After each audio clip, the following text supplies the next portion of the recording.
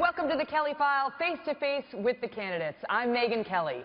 We are coming to you tonight from the Madison Masonic Center in Wisconsin, where at this time tomorrow night, the polls will be closing in the latest contest to help determine who the Republican standard bearer will be. You can see the enthusiasm in the room. Tonight's broadcast is part of a Fox News primetime lineup of town halls with the Republican presidential candidates, including Greta Van Susteren, who interviewed Ohio Governor John Kasich earlier this evening. Donald Trump is coming up with Sean Hannity. And right now, I am here with Texas Senator Ted Cruz.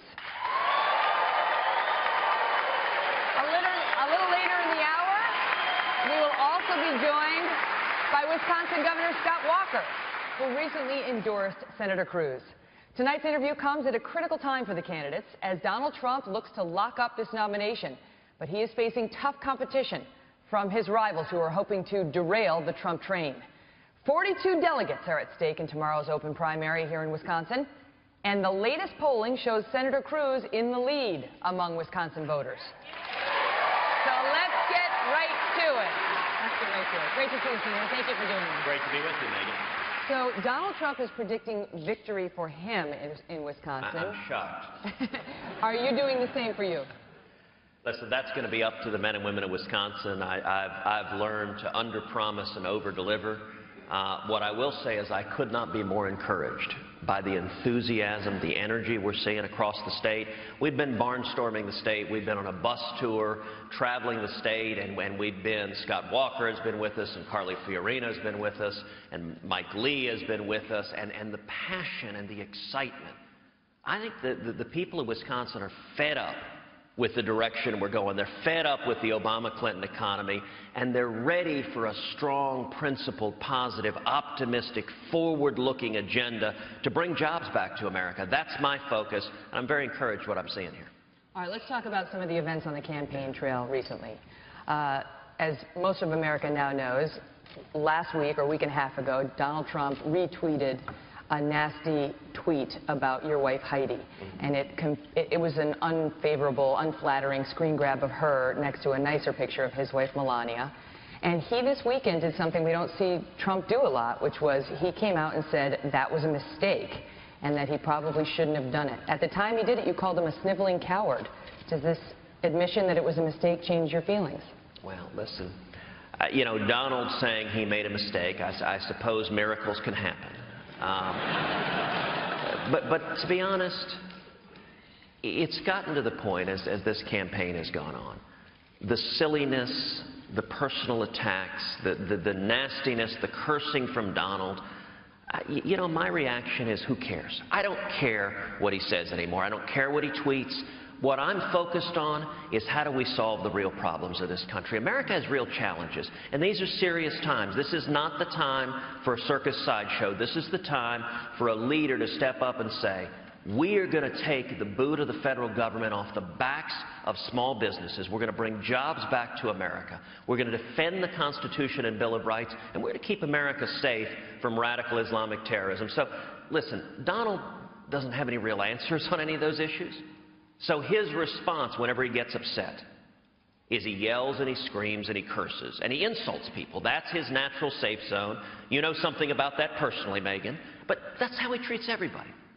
Is when he's nervous, when he's scared, his security blanket is to insult people. I haven't responded in kind. I'm not going to. I'm going to focus on the issues that I think matter to the American people. But this had to affect you because you are a presidential candidate, you are a U.S. Senator, but you're also a human being.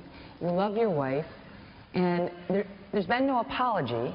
The question is, should there be? And what of the other threat that he has made against her that you need to watch it or he will, quote, he wrote, spill the beans on her?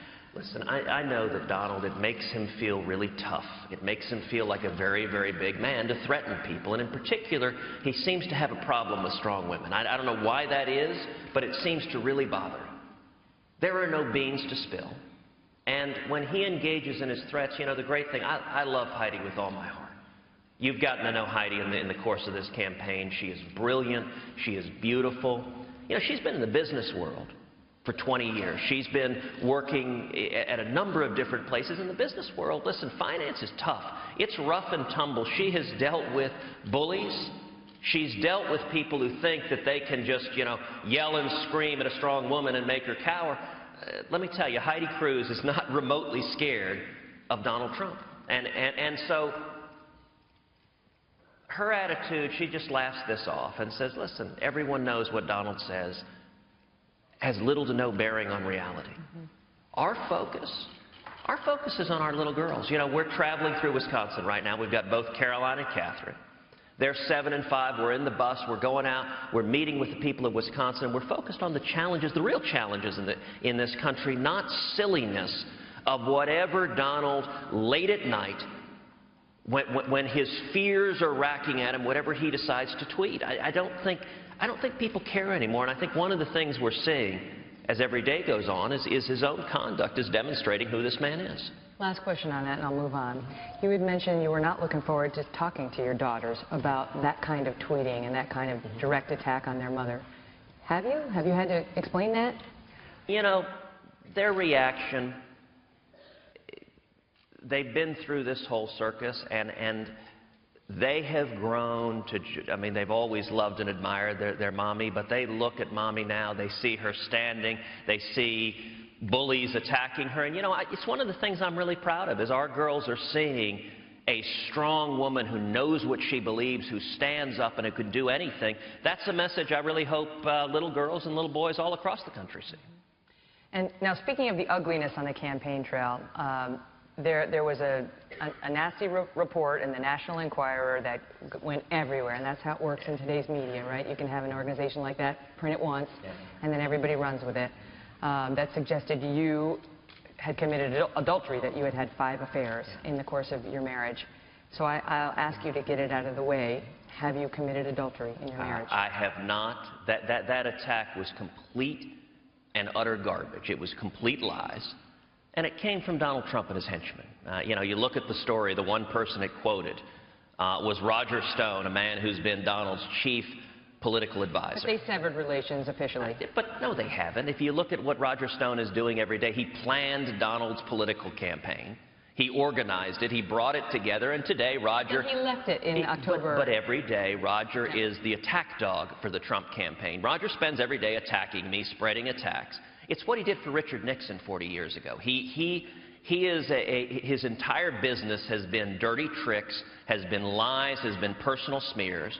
And the CEO of the National Enquirer, a guy named David Pecker, which I have to say is a name right out of Charles Dickens, but is close friends with Donald Trump. They are close friends, and indeed, Donald Trump suggested that David Pecker, the head of the National Enquirer, should be the new editor of Time magazine. How ludicrous is that? The National Enquirer has endorsed Donald Trump, and so the Enquirer is Donald's little pet attack machine. So what it does is it spreads rumors and lies attacking every other candidate, and then it just praises Donald. And it's just garbage. Look, Megan, people are tired. Those reports, they're not a little bit true. They're not slightly true. They're utter and complete made-up lies. I'll tell you. There's not going to be any emails or texts or videos surfacing. It's completely made-up nonsense. It's simply not true. I have always been faithful to my wife. I love my wife. She is my best friend in the whole world. And this is the kind of garbage that the Trump campaign engages in. And you know why? Because they can't debate substance. As you know, Donald Trump... They say the Rubio campaign had been shopping this rumor for months. And that they didn't have anything to do with it. Utter nonsense. The Trump campaign was emailing it out. They were sending it out. Donald's own social media director was tweeting out these attacks. Should we be caring about this? Trump has, infamously had an extramarital affair that made all the papers when he was married to Ivana. Should the American voters care about this, or is this a personal issue? What's your take on it? Listen, I don't think it is a state secret that Donald's personal life has not been immaculate. But I have no interest in going there. I haven't gone there. I'm not going to go there. I don't care what Donald does in his personal life. What I care about, you asked earlier about an apology. I don't care who Donald Trump apologizes to. The apology I want? I want to see an apology from Barack Obama and Hillary Clinton to the millions of people who are suffering right now, to the single moms who've had their hours forcibly reduced because of Obamacare. That's the apology I want to see. Enough with this silliness. Let's focus on turning the country around.